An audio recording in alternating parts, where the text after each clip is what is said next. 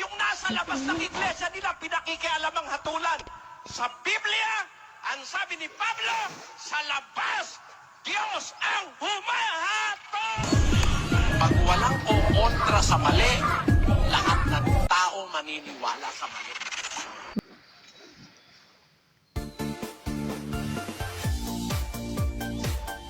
Good morning, kapatid. Nandito ngayon ako sa lugar ni Ma'am Nita Lapay. Ang aking friends, followers, tsaka star sender. Ito yung kanyang beach resort. Libre ako ngayon ng vlog sa kanya kasi may pinapagawa siya. Ito yung kanyang bahay sa labas. Oh. Yan. Ito yung highway nandito pala to sa Subic. Ayan, no?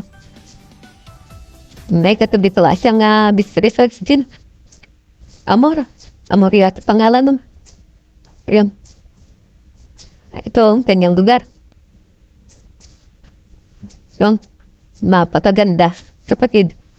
Ayan. Ayan, no?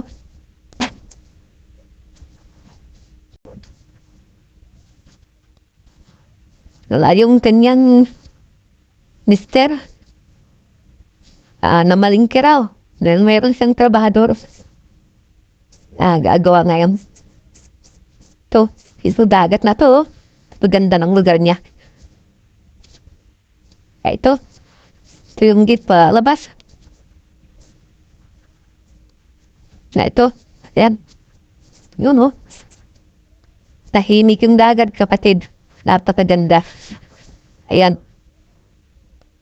Ayan. Siguro, mga bangka ni Ma'am Nida to. Ayan.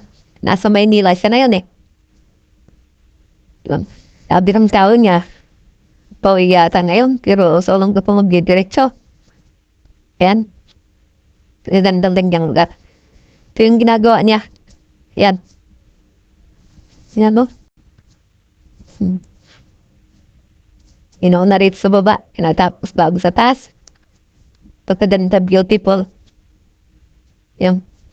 Ito yung kanyang tao, papakasipag. Kahit tumambon banat pa rin oh. Sige kapatid, maraming salamat sa inyong panonood.